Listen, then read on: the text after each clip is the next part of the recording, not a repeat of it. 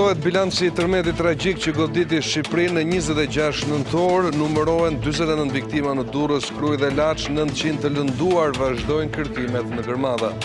Lot dhe dhimbje në Krujë për cilën banesën e fundit 9 anëtarët e familjeve Cara dhe Greku që humbën jetën si pasojë e lëkundjeve të tërmetit. 176 pallate dhe 701 banese janë dëmtuar nga tërmeti, vetëm në Durrës 12 janë shkatruar plotësisht, banorët braktisin qytetin për shkak të frikës, largohen në Korçë dhe në Gjirokastër. Dëmet konsiderueshme nga tërmeti edhe në Tiranë çahen pallatet në zonën e Preskut, banorët dalin nga shtëpitë.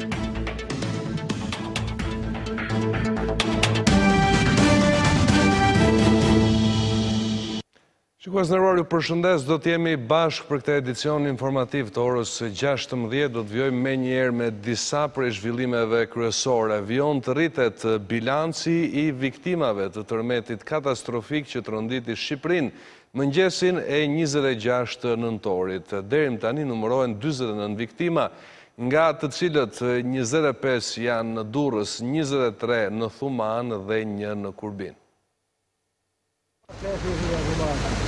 Bilanci i viktimave të tërmetit katastrofik ka arritur në 49, ndërsa fatkeqësisht ende nuk është mbyllur. Deri në këtë moment numërohen 25 viktima në Durrës, 23 në Thuman dhe 1 në Kurbin. Sipas të dhënave zyrtare, nga rënojat janë shpëtuar 45 qytetarë, ndërsa kanë mbetur të plagosur rreth 900. Për momentin kërkimet vijojnë vetëm në hotelin Miamar, në qytetin e Durrësit, ku dyshohet se ka viktima të tjera, ndërsa aty janë përqendruar njësitë e kërkim shpëtimit serbe dhe malezeze.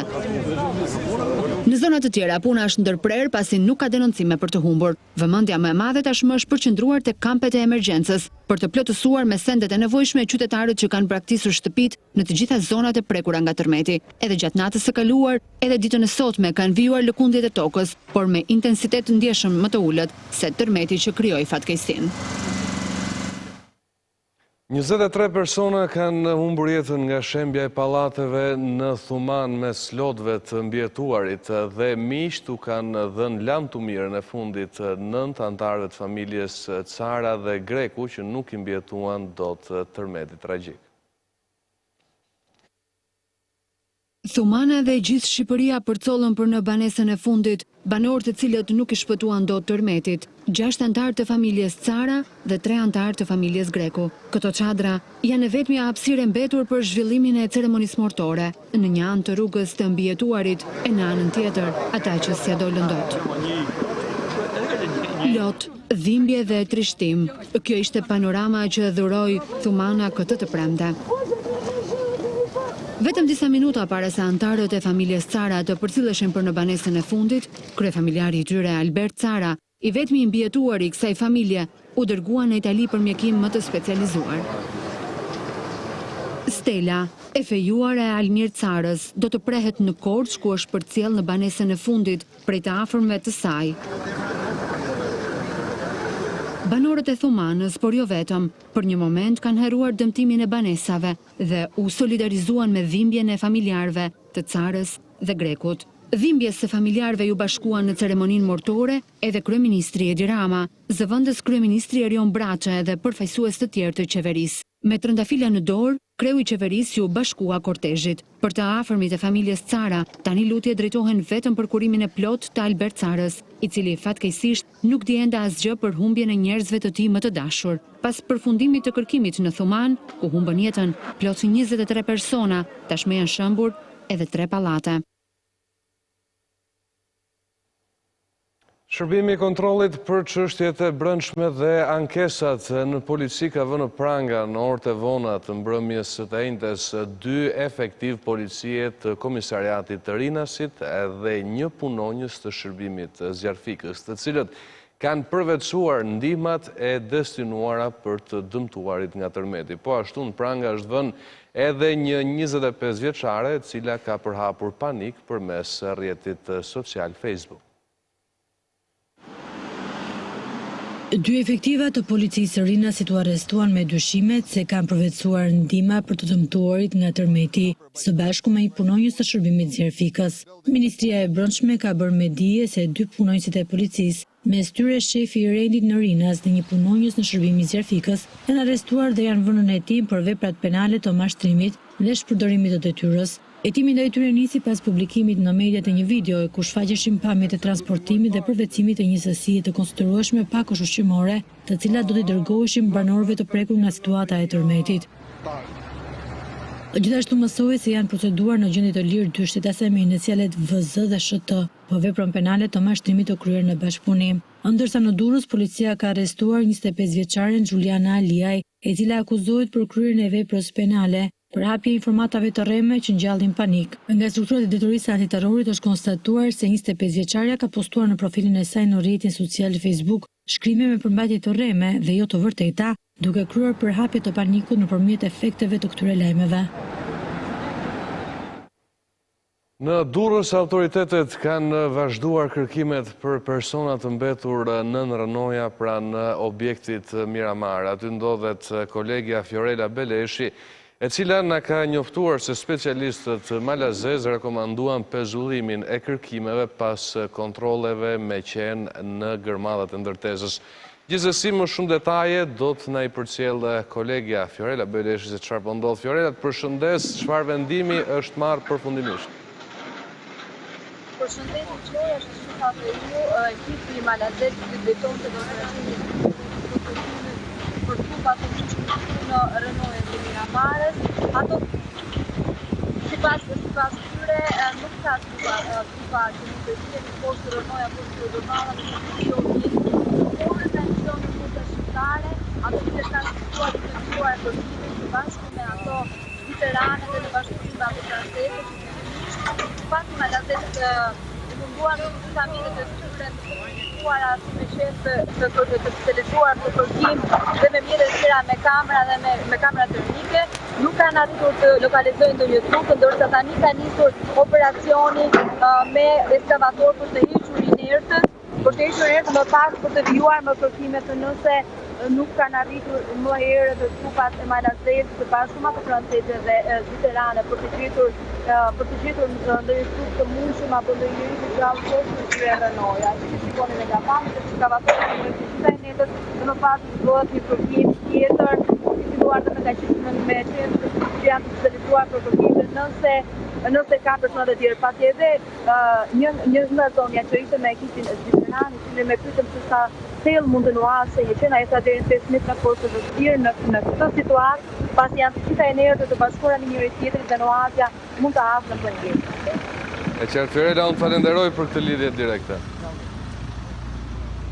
Mirë, shikues nderuar, do të ecim më tej, do të shohim gjendjen në tërësi. 176 pallate dhe 701 banesa janë dëmtuar nga tërmeti vetëm në Durrës. Sipas vlerësimit paraprak, 12 janë shkatruar plotësisht, ndërsa të tjerët do t'i nënshtrohen vlerësimit të ekspertëve për të vendosur nëse do të shemben apo jo.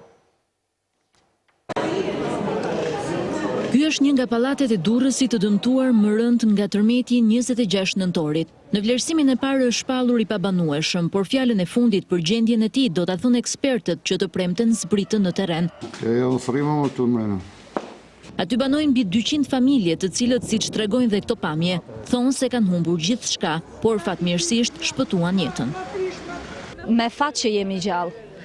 Kur kalon kjo pastaj, ajo që mbetet për të menduar mbrapa është investimi i jetës. Me ankth e pasiguri presin fjalën e ekspertëve për vlerësimin e dëmeve, ndërsa nga qeveria kërkojnë kompensim të plotë. Se ky është i banueshëm të na bën rregullime, të jetë funksional, të merren masa që ne pas nesër merron prapë tërmet ne jemi të siguruar, nëse jo është i pabanueshëm, duam kompensim. Pas evidentimit paraprak në të gjithë qytetin janë 176 pallate dhe 701 banesa të dëmtuara, nga të cilat 12 është shkatërruara totalisht. Dëmtimet i cilësojnë tregues të punimeve të dobta, por akuza kanë për shtetin që dështoi si kontrollor.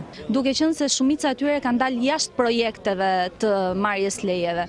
Ky është faji i shtetit dhe përgjegjësia e shtetit. Le të bëjnë me faj sa duan ndërtuesit. Tu erdhëm për një jetë më të mirë këtu.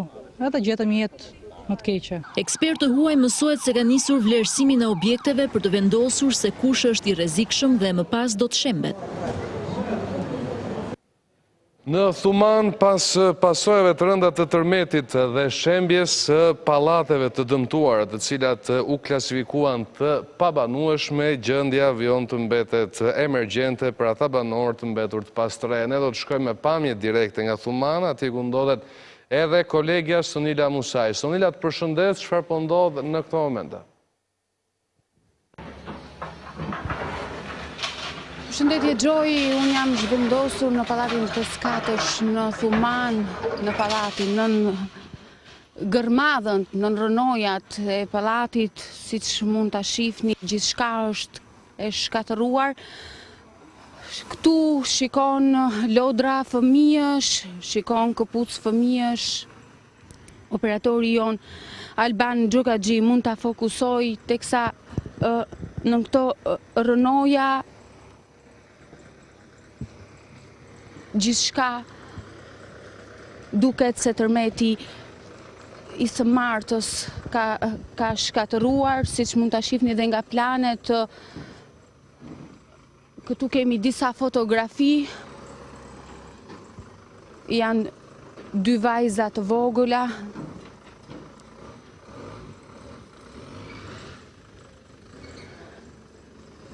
Janë fotografi, janë këpuc, shikon televizor, shikon fustane të fëmijëve të vegjël, duket dhe një fustan i një vajze të vogël që fustanin e saj të bukur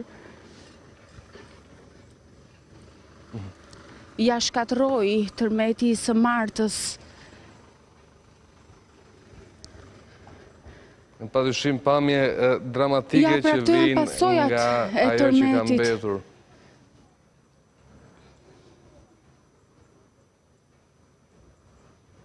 Padyshim një panoram shkatrimtare. Më thuaj, Sonila. Një tjetër detaj vërtet rënqethës është edhe kjo. Siç duket ka jetuar një fëmijë i vogël.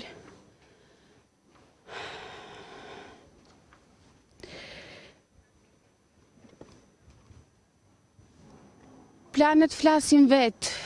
Tërmeti ka shkatruar gjithçka dhe Mirë, Sonila, unë falenderoj për këtë lidhje direkte, është padyshim janë pamje emocionale dhe të vështira për u transmetuar, personifikojnë ndoshta ëndrat e thyera edhe të fëmijëve, dëmin që ka sjell realisht ky tërmet. Unë e falenderoj edhe një herë kolegen Sonila Musaj, ndërkaq do të zhvendosem në studio për diskutuar më gjerësisht mbi pasojat që ka sjell tërmeti dhe mënyrën për të ecur përpara. Kam të ftuar në studio Lulieta Bozo, e cila është inxhiniere dhe profesore me titullin emeritus, është e vetmja që e mban këtë titull në vendin tonë. Zoja Bozo, jam shumë i nderuar që në studio. Faleminderit. Do doja perceptimin tuaj mbi këtë tërmet, duke bërë ndoshta një balans mes ajo që ndodhi është në kurriz të shtetit apo të natyrës. Pra, me shtetin në kuptoj gjitha procedurat që ndiqen për ndërtimin, gjitha rregullat që duhen zbatuar e tjera e tjera. Tashti kështu me thik nuk i ndajmë dot, por natyra e ka treguar jo një herë, po gjatë gjithë historisë, aq sa kemi ne të regjistruar ngjarje historike, që është një fenomen natyror. Tërmeti është një fenomen natyror që ndodh në mënyrë periodike. Do të thonë në këtë forcë, siç është tërmeti, është një çlirim i energjisë së brendshme që ka rruzulli toksor, por që çlirohet në mënyrë shumë brutale në formën e tërmeteve dhe vulkaneve. Dhe çlirohet në zonat e dobësuara të korres toksore, ku ne jemi mu në kufirin e njërës prej këtyre pllakave. Dhe e ndjejmë shumë fort, nuk diskutohet. Kështu që ky është një fenomen natyror që ne se kemi në dorë, që ne nuk e ndalojmë dot, por që ne mund të parashikojmë sipas studimeve që ka bërë Qendra Sismologjike, që ka qenë dhe vazhdon dhe një farmase, një institucion shumë i rëndësishëm, shkencor në Shqipëri, që ka bërë studime shumë të thelluara.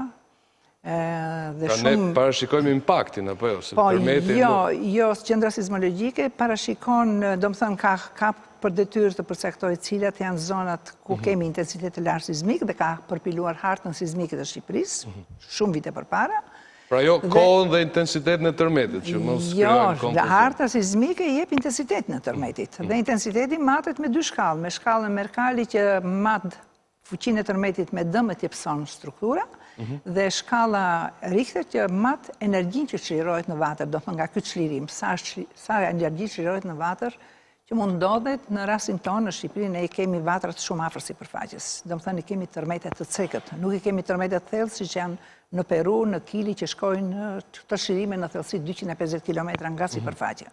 Ne i kemi deri në 50 km thellësi në përgjithësi.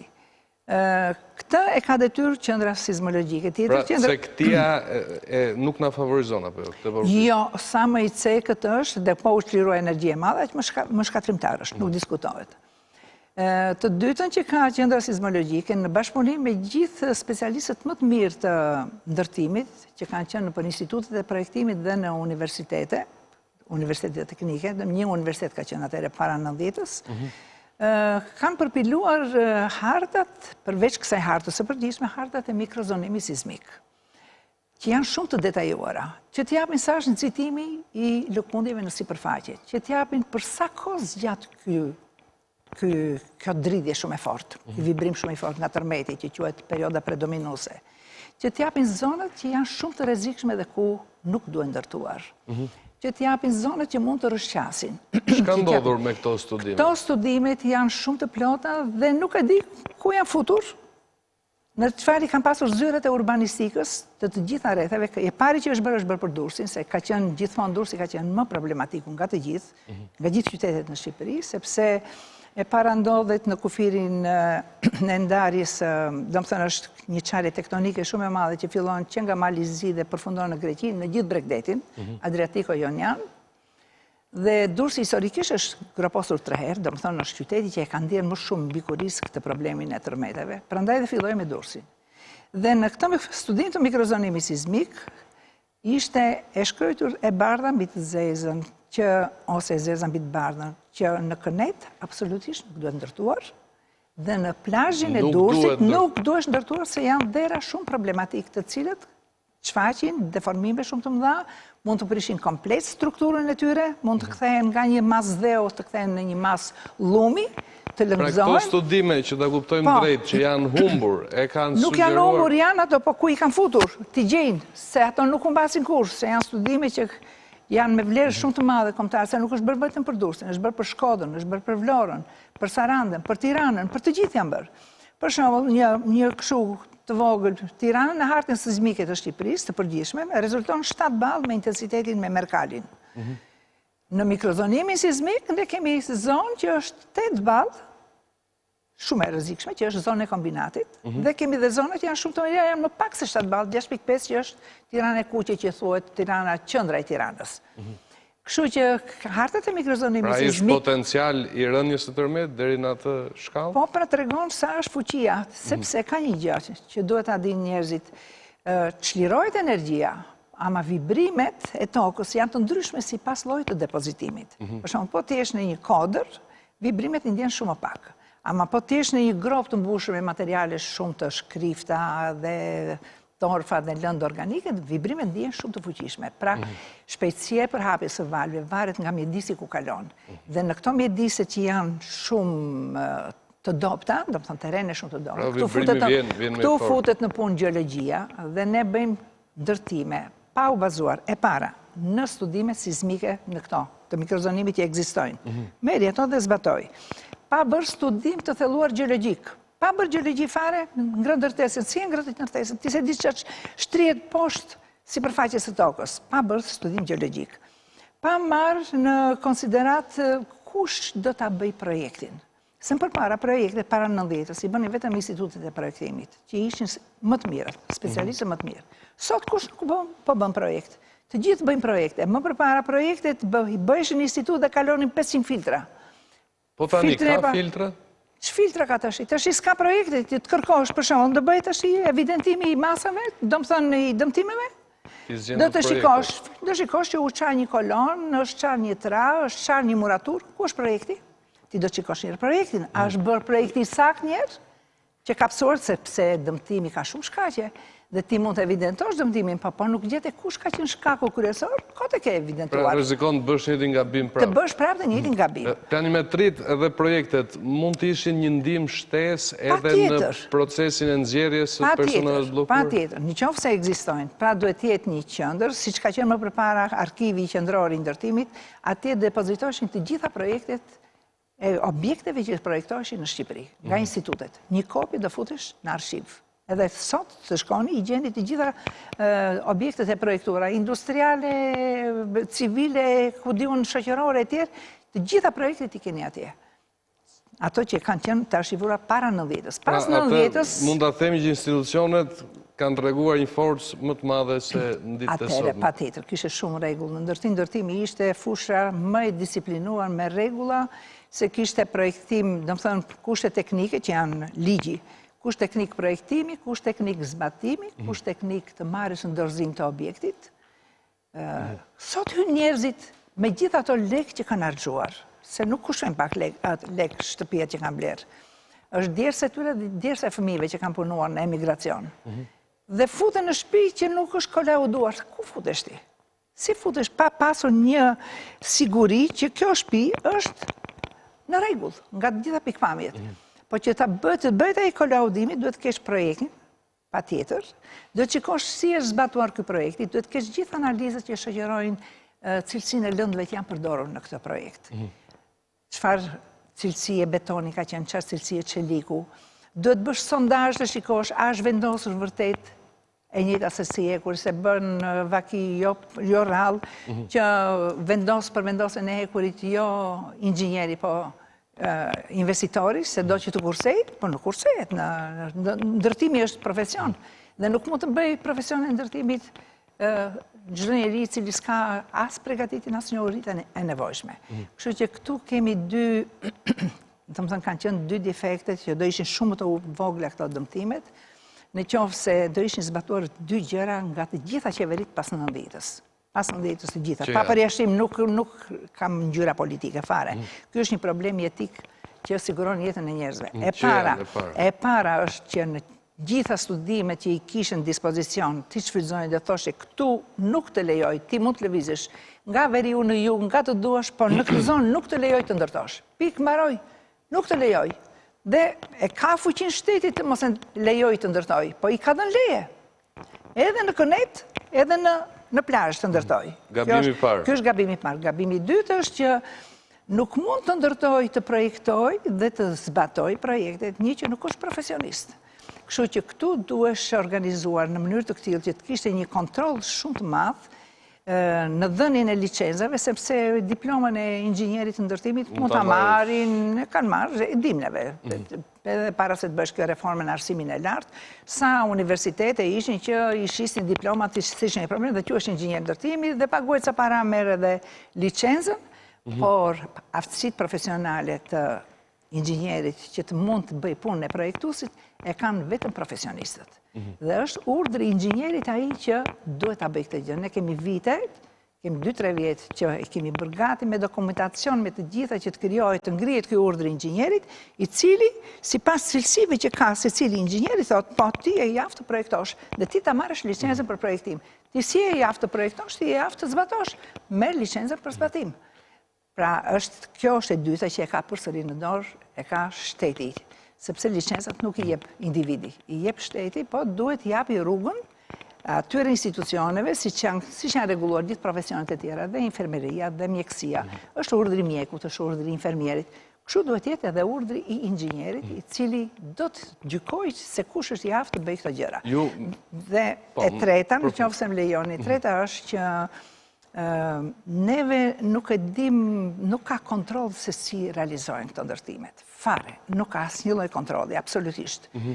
Gjersa nuk shkon ai kolaudimi, nuk e di se si bëhet. Kontroll që ka ekzistuar më përpara. Po patjetër. Asnjë gjë nuk merresh për, po i them, është kusht teknik i marrjes në dorëzim të objektit. I kishte të shkruara cilat hapa do ndiqnje, si do të veprojnë për çdo gjë, gjersa ti ishe i bindur që objekti është njësoj si ai projektori dhe është zbatuar drejt, atëherë po jepesh leje që të merresh në dorëzim. Kështu që ka disa gjëra... Ju me të drejtë nuk e ndatë fajin pra që i përket natyrës apo njeriut. Gjithsesi, në atë pjesë që i lini njeriut, a duhet ketë marrje përgjegjësie? A duhet ketë një hetim të plot të gjitha këtyre lejeve që u përmendën? Në këtë 4 orë që është bërë, hetimi është shumë i vështirë për mua. Është bërë shumë 4 orë dhe është një periudhë shumë e gjatë, është gati 25 vjetë. Është shumë e vështirë. Unë them që këte jetutje duhet pa tjetër të vjen disa pika mbi, pa tjetër, dhe duhet marrin rrugë dhe mos të hiki ky kaos që është në ndërtim. Pra shumë vonë për... Hetimi për mua ka... E para një që është një periudhë shumë e gjatë, është 25 vjetë që punohet kështu, pa regula, pa gjefare, se cili i shkrepet të bëj një shtëpi edhe shkon e bën shtëpisie, bën të shtëpinë. Në qofë se ke marrë leje dhe lejen e merë mbi bazën një projekti, atëre duhet, ose e ke bërë pa leje. Edhe për shembull në këtë fundit, ndërhyrje që bëjnë për objektet janë katastrofë. Nuk ka mundësi në i vend sismik të ndërhysh në katet e para. Është katastrofë sepse ti heq mure ose heq struktura mbajtëse kolonat një çik më pak, po muret i heqin, po muret mbajnë kaq shumë ngarkesë nga forca sismike, sa që e amortizojnë, si thuash, atë ngarkesën që shkon në katet e sipërme. Ti heq ato të gjitha se do të krijosh lokal, kush ta ka dhënë këtë të drejtë që të rrezikosh gjithë jetët e njerëzve që janë në këtë pallat? Pra nuk ka. Edhe katet e para përbëjnë më shumë rrezik në rast se ka... Patjetër, katet e para janë shumë të rrezikshme nëse ndërhyet në ato në elemente strukturore. Do të ndaleshim tek çështja e momentit, se ndodhi ajo që ndodhi, nuk e kthejmë dot pas. Në këtë moment ka banesa, pallate dhe objekte të shpallura të pabanuara. Ka dhe një pjesë që duhet ju përcaktohet statusi. Janë ato të riparueshme, si duhet veprohet me ta? Unë mendoj kështu që shumë urgjentisht nuk ka kohë për fjalë, se ikën 2 ditë, 3 ditë. Kjo është punë shumë urgjente. Specialistët në Shqipëri i kanë, le të vinë dhe nga bota. Të mirë ardhur janë dhe nga Kosova e këtej, po ti ke specialistët shumë të mirë këtu në Shqipëri. Edhe të filloj me njerë të organizoj çdo njësi bashkiake kudo që është, sidomos në këto 2 zona, se këtu është problemi më i madh dhe pastaj edhe në Tiranë, po mund të ketë dhe tjera, po sidomos në këto të dyja, edhe të shkojnë shtëpi më shtëpi, të shikojnë me radhë, të evidentojnë të gjitha dëmtimet dhe çfarë shkalle dëmtimi ju duket atyre nga ana vizuale, nga ana bazë të dhënash apo? Po, mbi bazë të dhënash. Po ndërkaq, ky evidentim për mua duhet të shoqërohet edhe me shkakun, kush e ka shkaktuar. Domethënë, ai evidenton që kolona ka marrë çarje. Por e riparon kolonën. Po mund të jetë defekti kryesor nga themeli. Pra, ty janë bërë gabime për shembull në projektimin e themelit, në vendosjen e themelit, në mbërtimin e kolonës me themelin, atëherë duhet patjetër të gjendet kush është shkaku kryesor që ka prur këtë kolaps ose këtë dëmtim të objektit, që të kesh mundësi pastaj të nxjerrësh si do riparohet dhe mbasi të nxjerrësh projektin. Pra, një pjesë e godinave mund të jenë të riparueshme. Po, mund të jenë të riparueshme, mund të ndahen për mua ndahen në 3 kategori. Janë dëmtime të lehta, të cilat riparojnë thjesht, pa shumë shpenzime, dëmtime të mesme që prekin pjesërisht strukturën, po jo në atë masë që kur të vi tërmeti tjetër kjo të shëmbet, dhe dëmtime të rënda të cilat nuk mbajnë më, struktura është fare e pasigurt. Këto që janë, kjo kategori e 3 duhet të shëmbet komplet, edhe nuk e dia, do të ndërtohet, po në atë zonë duhet parë shkaku pse, se për shembull mund të ketë ndodhur problemi i lëngëzimit, që është një fenomen në Durrës, në rrërat e Durrësit, sidomos në zonën e mbikalimit atje në, si quhet, kur shkon për në port, në Jeshkozeti, si quhet ai, se harrova është. Kërkoj ndjenjë do të vjen, po gjithsesi. Domethënë është mbikalimi që kalon në port dhe kalon pastaj në plazh, ajo është zona më e keqe e Durrësit. Atje u shëm Miramare, aty u iku Lublana, atje ikën, sepse atje depozitimet janë 130 metra të thella. Mbi shkëmbin. Dhe janë depozitime rëra të imta, plurore, të ngopura me ujë shumë poroze që janë, nga lëkundja sismike ato kthehen në lum. Kthehen sa? 2 metra e gjysmë, 3 metra. A e kanë vendosur themelin poshtë kësaj thellësie? Se besoj që e kanë vendosur, prandaj kanë ikur ato, janë shëmbur të gjitha.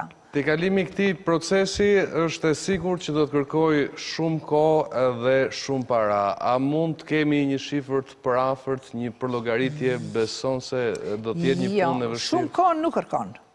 Shumë ko nuk kërkon në qofë se din të organizojnë punën dhe të marrin ata specialistë që bëjnë punën. Mos marrin kot, ngri grupe kot, fut, po themi, jo se kam në një problem në grup psikologun, apo ku di unë një tjetër, këtu është problem teknik. Në problem teknik dhe fusësh inxhinjer shumë të mirë, dhe kemi në inxhinjera shumë të mirë në Shqipëri, shumë të mirë. I din të gjithë, ti marrin, edhe kuptohet është ai do bëj një punë, patjetër që do bëhet një pagesë, nuk e di mund ta bëj dhe vullnetare, nuk ka asnjë problem, po kjo punë po të organizohet mirë, këto defektet nxiren brenda një kohe shumë të shkurtër. Dhe mbasi nxiren defektet, bëhet projekti i riparimit, që dhe ai ka një kosto, patjetër, dhe mbas projektit nxiret se sa do shkojë. Nuk mund të thuash që tash që do shkojnë kaq. Të japësh vlerat tash që riparimet do shkojnë kaq lek, është për mua një gabim shumë i madh, se ti nuk e di akoma çfarë defekti është e si do riparohet. Kështu që kjo është një punë që mund të zgjidhet shumë shpejt, po të ketë organizim shumë të mirë, dhe bëhet brenda një periudhe shumë të shkurtër kohore, brenda se ka shumë grupe. Nuk është një grup që do shikoj gjithë zonën, do jenë shumë grupe që do të bashkohen, do diskutojnë pastaj të gjithë bashkë dhe po duhet të jenë shumë operativ. Ka ikur, nuk ka kohë tash për të bërë llafe, edhe fjalë, as filozofira. I çojnë direkt këtë zonë. E ka grupi A, këtë zonë, e ka grupi B, këtë e ka C, e kështu me radhë, të gjitha në fund mblidhen të tërë, mbasi nxjerrin defektin, nxjerrin kush do t'i bëj nëse bëhen riparime, se këta mund të kenë konstatuar, por mund mos jenë zot për të bërë riparimet, se ka të tjerë që mund t'i bëjnë riparimet, ose mund të jenë dhe po këta, i jepet afat dhe atyre që të bëjnë projektet veç për anë, për bën, për cën, për dëm, nxirret fondi, mbaroj puna. Dhe fondin pastaj a do ta mbuloj shteti, a do ta mbuloj pjesërisht shteti, apo pjesërisht privati, banori, është problem tjetër që nuk... Ku mendon se duhet kemi reflektime më të madh? Duhet kemi ndryshim legislacion, duhet kemi edukim ndoshta për brezat si mund të mbrohen, edukim ose rregulla më të ashpra për ndërtuesit? E para njerë duhet ketë në fushën e edukimit, duhet ketë se zbën se mua më habit, se ne jemi një popull shumë i zgjuar, shumë i zgjuar, me shumë energji, me shumë iniciativë, dhe më habit ky paniku i madh që kanë ikur gjithë, kanë lënë shtëpiat dhe kanë ikur në rrethet tjera, ose rinë flenë në makinë, ose flenë në lokale, ku dion se ç'bëjnë. E shet të tepërt? Po e shoh të tepërt. E para që në edukim duhet të mësohen që fëmijë që ne jemi në një territor sismik dhe që këto fenomene duhet i kemi në mënyrë periodike. Me këtë duhet të mësohemi, nuk është që kaluam këtë tërmet dhe shpëtuam. S'është vërtet.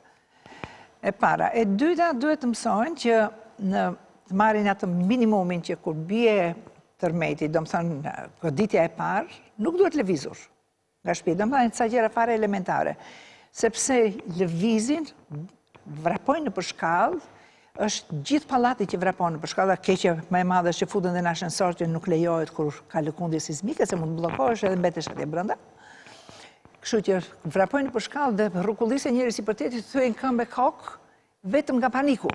Do të thënë s'ka vend për panik. E para, ri poshtë një tavoline të qëndrueshme, ose mos lëviz fare nga vendi, ose ri poshtë arkitraut të derës, nëse është me muratur, të është arkitrata mam jo me karton xhesë.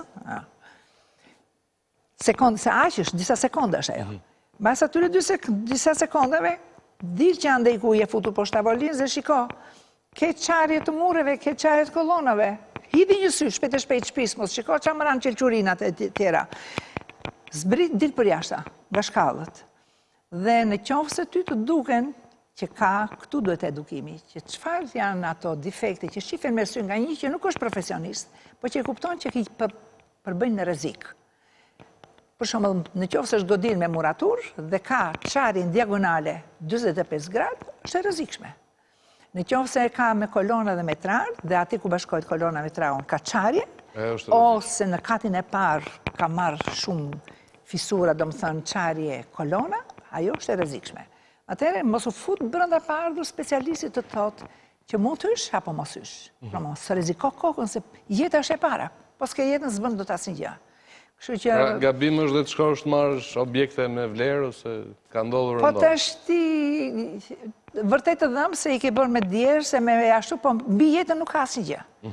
Ato prap, i bërë jetën do ta jetosh. Ne një qik më keqja, ku di unë, po jeta duhet jetuar dhe duhet menduar që ta jetosh sa më gjatë, pavarësisht nga ato gjërat me vlerë që mund të kesh pasur atje. Është me rrezik ajo punë. Dhe pastaj është kjo puna që, domethënë, duhet të vinë me njerë këto ekipet, prandaj nuk ka kohë të presin. Se njerëzit janë për jashtë, janë ankth, themi të vërtetën. Tash ai mund të ketë një dëmtim të objektit, po ndoshta dëmtimi s'është i asaj shkalle që ti thua që mos u fut brenda, pa ai ka frikë të futet brenda. Kështu që duhet patjetër të bëhet shumë shpejt kjo maksimumi brenda një muaji edhe shumë gjatë. Duhet bërë vlerësimi. Sepse i kemi, nuk është që si kemi ekipet. Domethënë, inxhinierët i kemi këtu akoma në Shqipëri. Nuk kanë ikur gjithë jashtë. Inxhinier të mirë, konstruktor, po them, se kështu inxhinier ndërtimi që kanë dalë kot ka që s'marrin vesh gazanati fare, e kanë diploma, po s'marrin vesh, ka edhe ashtu, plot. Pra këta duhen urgjentisht edhe me qenë se ata do bëjnë një punë pa orar, të stërzjatur, me shumë përgjegjësi, patjetër se jemi në ekonominë e tregut, çdo punë do paguhet, ai do t'japi gjysmën kontribut, po gjysma tjetër do paguhet, se ai ndryshe bën punën e vet dhe nxjerr 1 lek një gjë. Kështu që kjo duhet mbaruar, po do një organizim patjetër nga gjithë njësitë që qeverisin këto zonat e dëmtuara. Dhe pastaj me njerë mbas kësaj do në bërë masat inxhinierike, do më thënë projektet, do më thënë do dënë me vendimi, kjo do riparojt, kjo ka riparim të fort, që do më shumë kohë dhe më shumë para, kjo do shëmbur fare, mbaroj puna, dhe nxirren fondet dhe fillon puna. Pra nuk pret puna që të rim të bëjmë, do organizojmë grupe. Qa do organizojmë? Që të kishim organizuar që ditën e parë. Që ditën e parë. Nuk pret puna në këto lloj situatësh, po vjen dhe dimri. Nuk pret puna. Kështu që tërmetet vetëm një gjë do ta dinë njerëzit, që ne do t'i kemi të pranishme gjithmonë, kaq të fuqishëm, jo kaq shpesh.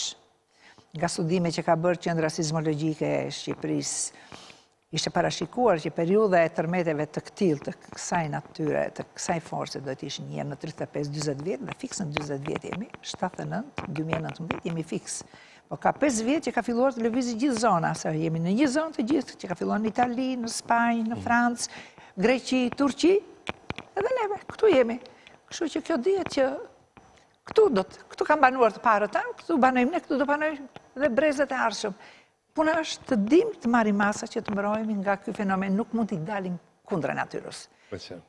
Zëja Bozo, unë falenderoj dhe njerë për intervistën, shpresoj të ketë qenë me vlerë edhe për teleshikus. Shpresoj të shkoj diku në vesh që të marrin masa.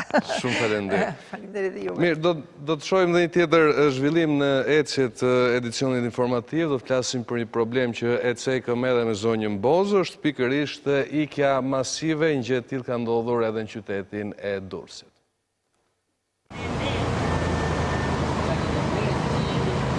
Durrësin e konsiderojnë të pasigurt për të jetuar pas tërmeteve të vazhdueshme, ndaj shumë banor po largohen. Një pjesë kthehen në zonat prej nga vinë më në brendësi të vendit. Ata që nuk kanë familjar u janë drejtuar hoteleve në jug e juglindje. Të shumt janë ata që kanë shkuar deri në Gjirokastër për t'u larguar rrezikut të tërmeteve. Që ditën që ra tërmeti, të nesër me gdhimat natën në makinë dhe në mëngjes u nisëm direkt dhe ikëm.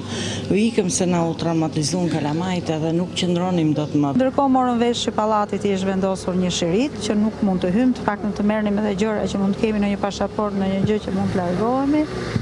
Se si do të vazhdojmë më tutje, në panik jemi. Rreth 500 persona për llogaritet janë strehuar në hotelet e Vlorës, ndërsa të shumt janë edhe në Elbasan. Në duke si kur e latu në toka, angti, frika, menja ke fëmijët, ke shtëpia, ke...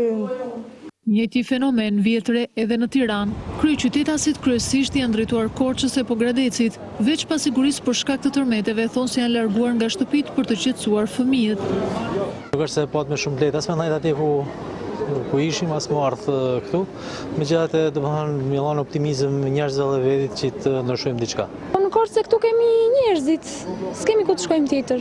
Nga stresi që kena përjetu, është një traumë e madhe. Duke shfrytzuar edhe ditët e pushimit për festat kombëtare dhe fundjavën që pason, fluks largimesh ka pasur edhe jashtë vendit. Rrugët bosh dhe këto pamjet pallateve të dëmtuara tregojnë dramat dhe frikën që tërmeti i 26 nëntorit ka lënë pas. Tërmeti fort i Smartës ka dëmtuar rënd disa pallate në Krujë. Banorët thonë se janë larguar nga shtëpitë dhe kanë frikë të rikthehen derisa autoritetet shtetërore t'u gjejnë strehim ose t'u tregojnë se çfarë duhet bërë. Disa pallate në qytetin e Krujës kanë pësuar dëmtime të mëdha nga tërmeti fort i Smartës. Banorët tregojnë se janë të friksuar dhe kërkojnë një streh nga qeveria. Kanë filmu, shkova sot në bashki, thanë që do vinë ekspertat nga Tirana, për mi pa. Ky pallat është bërë në vitin 1976 në stadion. Dhe nuk ka kolona kërkune vetëm me tull. Se ka të megu, s'kam rrit shtëpi. Nuk ma me hyrë shtëpi, jemi 2 fëmijë. Kam në 2 nipat e vogël i për dërati. Unë nuk bëni lanë nipat me fot me në shtëpi. Erdha për të parë se isha ke motra, se kisha shumë frikë me ardhë këto, edhe ku erdha këtu prap shof plasaritje. Vetëm në lagjën Varoshi janë 5 objekte të ndërtuara që në kohën e regjimit komunist, por edhe një ndërtim i ri, i cili ka pësuar shumë dëmtime. Të vetmit autoritetet që kanë shkuar në Krujë, sipas banorëve, janë një grup specialistësh nga Franca për të verifikuar qëndrueshmërinë e pallateve. Lëkundjet e tërmetit kanë prekur natyrisht edhe Tiranën. Banorët pallateve të plasaritura në zonën e Freskut te komuna e Parisit dhe në Alias kanë braktisur shtëpit. Ky pallat në zonën e Freskut që strahohen më shumë se 100 familje ka pësuar dëme të konsiderueshme nga tërmeti 26 nëntorit. Janë totalisht të zbuluara, janë 2 kate të nëndheshme, që si që shikojmë nuk janë nëndhe, por janë zbuluar. Banorët i kanë braktisur shtëpit, ndërsa ditët dhe netët i kalojnë jashtë. Ka marrë 3 ditë jashtë mase, të merruse. Fëmijët kur kanë dalë aty të merrun gjithë. Natë ditë atë natë kena gdhin jashtë, po edhe tani jam me 2 fëmijë jashtë. S'kemi ku të vemi, s'kemi garanci. Çfarë bëjmë atje neve? Lëkundjet e herpashershme thonë se i thellojnë edhe më shumë çarjet në mure.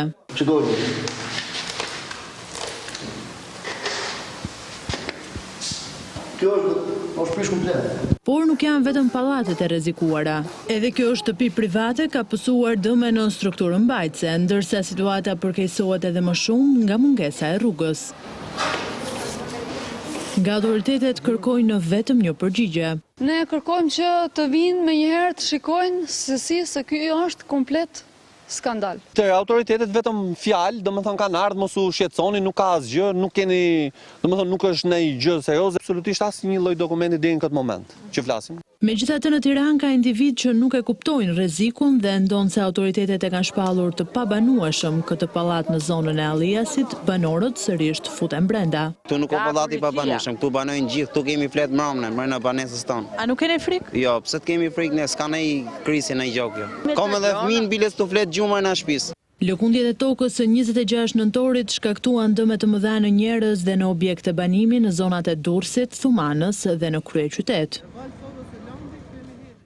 Pasoja ka patur edhe në zonën e Prezës, ku 60 familje kanë mbetur në qiell të hapur. Disa prej tyre janë vendosur në çadra pranë banesave të dëmtuara dhe pritet të akomodohen pranë shkollës nëntëvjeçare.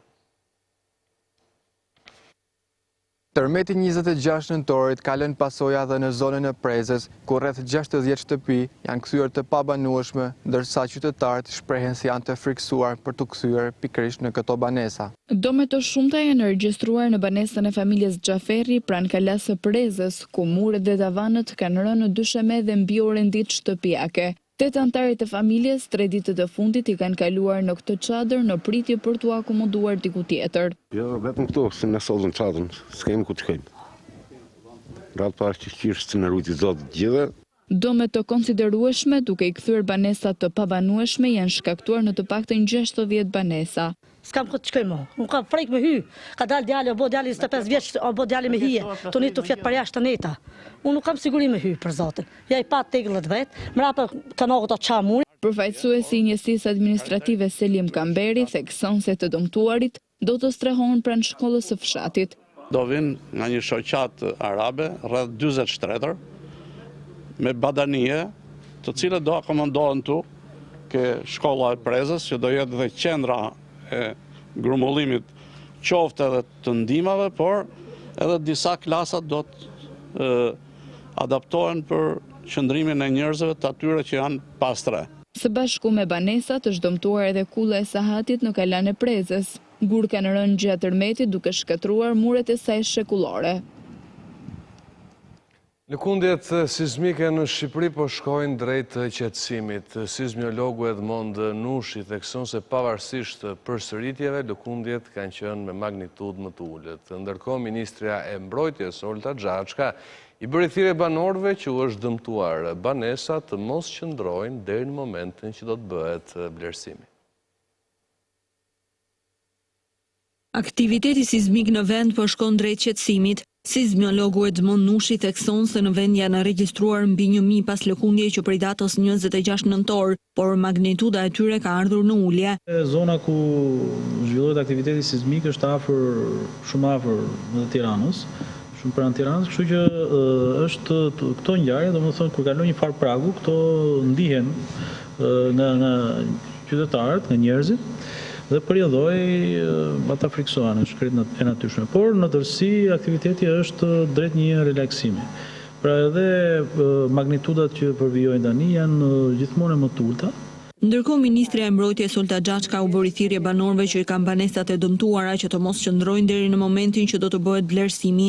Në një dalje për mediat, Xhaçka njoftoi se ekzaminimet e ndërtesave do të bëhen nga ekspertë shqiptar dhe të huaj. Nëse shtëpia juaj është e dëmtuar, ju lutem mos e bëni ekspertin vetë. Mos rrezikoni veten dhe familjen tuaj.